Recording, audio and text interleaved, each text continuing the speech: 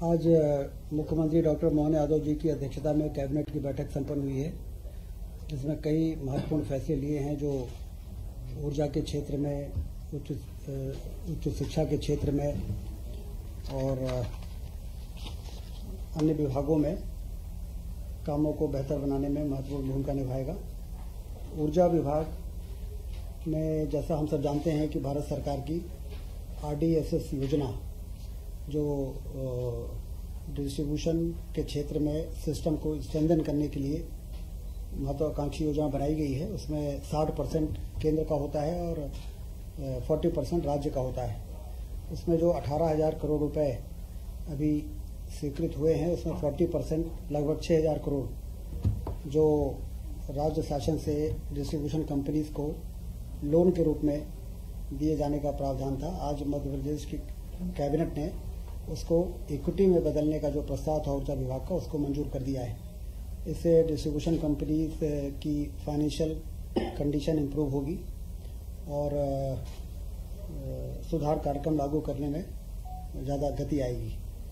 तो इस निर्णय को के कारण जो हमारी विद्युत वितरण कंपनीज हैं, उससे जुड़े हुए जो हमारे अधिकारी कर्मचारी हैं, उनमें भी बड़ा उत्साह का माहौल रहेगा और ज़्यादा तेज़ी से हम लोगों के बेहतर बिजली देने के में सफल हो पाएंगे। तो ये महत्वपूर्ण निर्णय हुआ है। इसके अलावा धान मिलिंग का जो एक इशू काफ़ी दिनों से चल रहा था, उसमें 23-24 में मिलिंग राशि और प्रोत्साहन राशि और अपग्रेडेशन राशि जो पिछले 3 वर्षों में 21, 22, 23 में दी गई थी, वो 23-24 में भी देने का फैसला आज कैबिनेट ने किया है। प्रोत्साहन राशि 40 रुपये और FCI को 20% प्रतिदान देने पर प्रोत्साहन राशि तो 50 रुपये रहेगी, लेकिन FCI में जमा होने वाला यदि 20% जमा होता है तो 40 रुपये और 40% जमा होता है तो 120 रुपये। ये एक राइस मिलर्स की बड़ी मांग रही है और प्रदेश में धान का प्रोक्योरमेंट बहुत तेजी से हो रहा है, उसकी मिलिंग में कहीं कोई परेशानी ना आए, इसके लिए कैबिनेट ने एक महत्वपूर्ण फैसला इस संबंध में भी लिया है।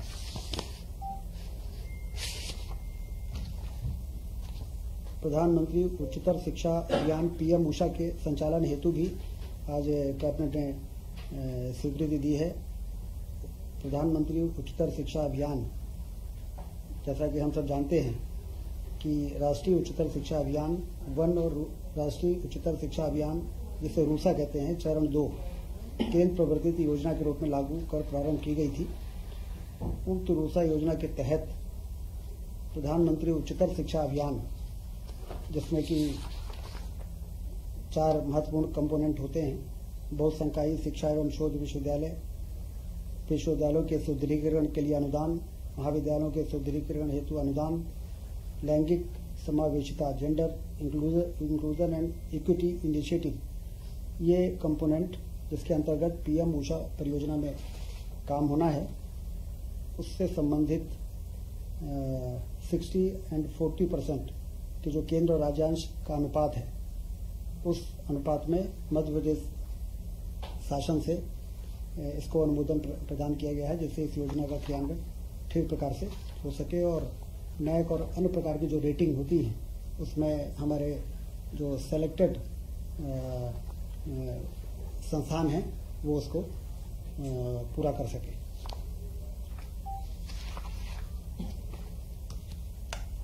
इसके अलावा मुख्यमंत्री जन कल्याण अभियान 11 दिसंबर से 26 जनवरी तक मनाए जाने का कार्यक्रम शुरू हो रहा है, जो डॉक्टर मोहन यादव जी की सरकार के 1 वर्ष पूरे होने पर जो बहुत ही नवाचार किए गए, जो बहुत तेजी के साथ विकास को गति देने का काम किया गया है और जन कल्याण योजनाएं जितनी चल रही हैं, उसमें जो हमारे हितग्राही हैं उनको पर्याप्त लाभ मिल रहा है, इसकी मॉनिटरिंग, और जो हितग्राही हमारे वंचित रह गए हैं विभिन्न जन कल्याणकारी योजनाओं से, उनके शिविर लगाकर नगरों में वार्ड स्तर पर और ग्रामीण क्षेत्र में पंचायत स्तर पर शिविर लगाकर और उनके आवेदन प्राप्त करना और एक मिशन मोड में उनको हितग्राही बनाकर उनको भी लाभ मिल सके। लगभग 45 योजनाओं के हितग्राहियों को 63 सेवाओं का लाभ पहुंचाना हमारा लक्ष्य है, जो इस जन कल्याण अभियान के दौरान पूरा किया जाएगा। मुख्यमंत्री जी ने ये भी निर्देश दिए हैं कि समस्त मंत्री गण 11 दिसंबर को प्रभार के जिलों में संपर्क दलों के गठन, शिविरों की तिथि, समय तथा स्थान के निर्धारण आदि की समीक्षा कर अभियान के जिले में प्रभावी शुरुआत सुनिश्चित करें। प्रभार के जिले में प्रेस वार्ता करें और सरकार की ओर संबंधित जिले की 1 वर्ष की उपलब्धियां भी जनता के बीच में रखें। लगातार ये कार्यक्रम 26 जनवरी तक मध्य प्रदेश में एक और विकास की योजनाओं को गति देगा, शिलान्यास और लोकार्पण होंगे। वहीं दूसरी ओर हितग्राहियों की समस्याओं का समाधान भी इस दौरान तेजी से हो सकेगा। 11 दिसंबर को 11 दिसंबर से 26 जनवरी तक। नहीं, प्रभारी मंत्री। हाँ, 11 दिसंबर को 11 दिसंबर को करेंगे सभी। शुरुआत करेंगे। अब वो सुविधा अनुसार आगे पीछे हो सकते हैं, लेकिन प्रभारी मंत्री इस दौरान प्रभार जिलों में 1-2 दिन आगे पीछे हो सकता है। एक बड़ी उपलब्धि मध्य प्रदेश को मिली है। केंद्र सरकार ने 11 नवीन केंद्रीय विद्यालयों की सौगात दी है। एक बड़ी उपलब्धि है, क्योंकि केंद्रीय विद्यालय के प्रति लोगों का एक विशेष ये कहा जा सकता है कि स्तरीय स्कूली शिक्षा देने में केंद्रीय विद्यालय का अपना एक नाम है, और 11 नए केंद्रीय विद्यालय मिलना ये मध्य प्रदेश की एक बड़ी उपलब्धि है। इसके लिए प्रधानमंत्री जी को कैबिनेट ने आज आभार व्यक्त किया उनके प्रति। केन बेतवा लिंक राष्ट्रीय परियोजना, माननीय प्रधानमंत्री जी द्वारा इस परियोजना का शिलान्यास संभावित है। मुख्य कार्यक्रम छतरपुर में आयोजित किया जाना प्रस्तावित है। डेट अभी तय होना है।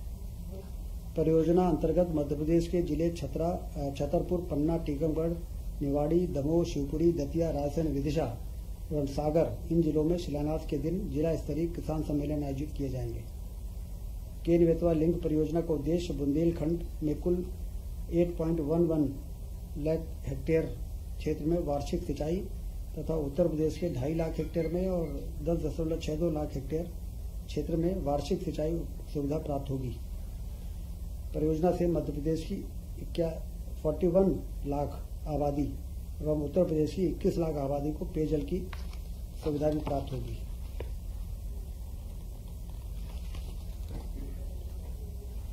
सत्रह दिसंबर को पार्वती काली सिंध चंबल लिंक परियोजना का शिलान्यास प्रधानमंत्री जी जयपुर में करेंगे। इससे 11 जिले गुना, शिवपुरी, सीहोर, देवास, राजगढ़, उज्जैन, आगर, मालवा, इंदौर, शाजापुर, मंदसौर एवं मुरैना जिले में सिंचाई की सुविधा से लोग लाभान्वित होंगे। इस परियोजना से 6,13,000 हेक्टेयर क्षेत्र सिंचाई से लाभान्वित होगा। 2000 गांवों में कार्यक्रम से पूर्व कलश यात्रा तथा प्रभार फेरियों का भी आयोजन किया जाएगा। इन 11 जिलों में किसान सम्मेलनों का आयोजन किया जाएगा, जिसमें प्रभारी मंत्री, स्थानीय मंत्री, जनप्रतिनिधि इसमें उपस्थित रहेंगे। रीजनल इंडस्ट्री कॉन्क्लेव नर्मदापुरम में हुआ है। 7 दिसंबर को 4000 से अधिक पंजीयन हुए। 31,400 करोड़ के निवेश के प्रस्ताव प्राप्त हुए हैं, जिसमें 40,000 लोगों को रोजगार दिया जाना संभावित है। औद्योगिक क्षेत्र मुहासा बाबई में विद्युत एवं नवकरणीय ऊर्जा उपकरण विनिर्माण इकाइयों को आवंटन पत्र जारी किए गए एवं भूमि पूजन भी किया गया। औद्योगिक क्षेत्र माना बुधनी में अधोसंरचना विकास कार्यों का लोकार्पण किया गया और मध्य प्रदेश पर्यटन विकास फिक्की के बीच समझौता ज्ञापन भी साइन हुए हैं। 24-25 फरवरी को ग्लोबल इन्वेस्टर समिट 2025 का आयोजन भोपाल में किया जाना प्रस्तावित है। इस कार्यक्रम के उद्घाटन हेतु माननीय प्रधानमंत्री जी से समय प्रदान करने का मुख्यमंत्री जी ने अनुरोध किया है। ये आज के कैबिनेट में ये महत्वपूर्ण निर्णय हुए हैं।